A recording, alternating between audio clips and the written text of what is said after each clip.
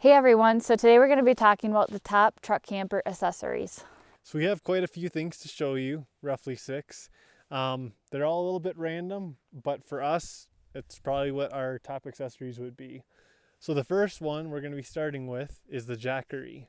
So we have a Jackery unit that's 1,000 watts, which means you can run up to 1,000 watts of stuff with a lithium battery at any time. And it's charged up by 2 solar panels. So we put that out in the sun, let it charge up, and that's enough to charge our MacBooks 10 times.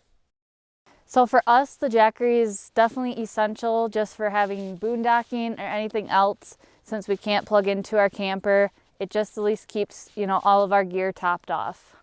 So one day we are looking at getting lithium batteries for the camper paired with more solar panels.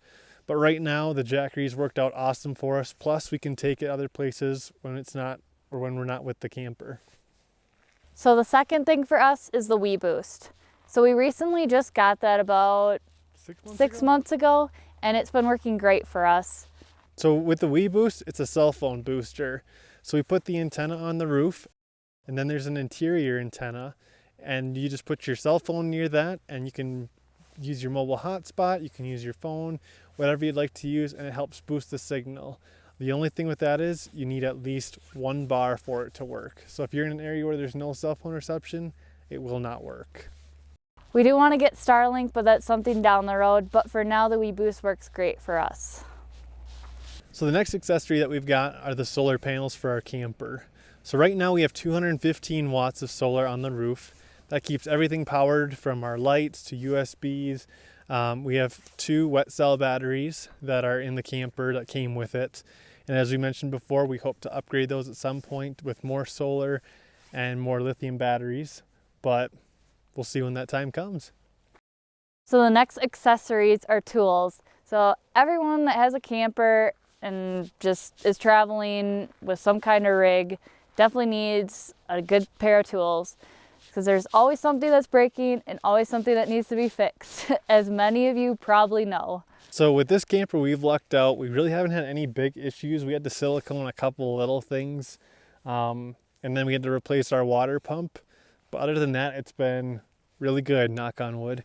Our last camper we had a ton of problems with, so we had to use everything from wrenches to hammers and everything else. Some people carry a ton of tools with them. We just have a smaller batch with us, things that we would be using more often. So it's up to you to decide on how much you want. So the last items on our list is water hose and water filter. So when you're boondocking and camping, you need to fill up water. So some places have hoses and others don't. And then we also like using the water filter just to filter out the water, because you never know what's in it.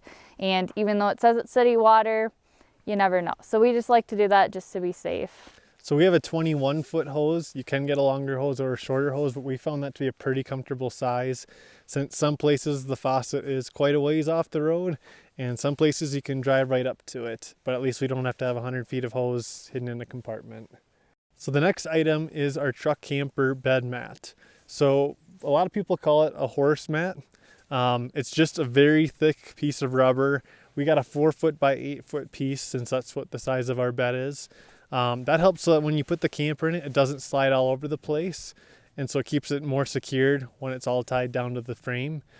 We chose to go with a 3/4 inch mat since we've got a very, very heavy camper. You can get a less thicker mat, but that's what works best for us. It also helps so it doesn't damage the bed of your truck. Since we didn't have one in, it did scuff it up a little bit. So just learning from our mistakes. And if you have bed liner, that is going to make it more slick, so the camper can slide around a lot more. So we do have bed liner in this, and that's how we learned the hard way. But at least we caught it right after the first trip. So we're going to be putting a couple things in the comments in the description below for you guys. So we have Amazon links to a few of the products. If you have any questions about them, you can comment and let us know. Otherwise, at least you can see exactly what we use from those links. So thanks for watching. We hope you guys enjoyed this video. And if you have any questions or comments, just put them below.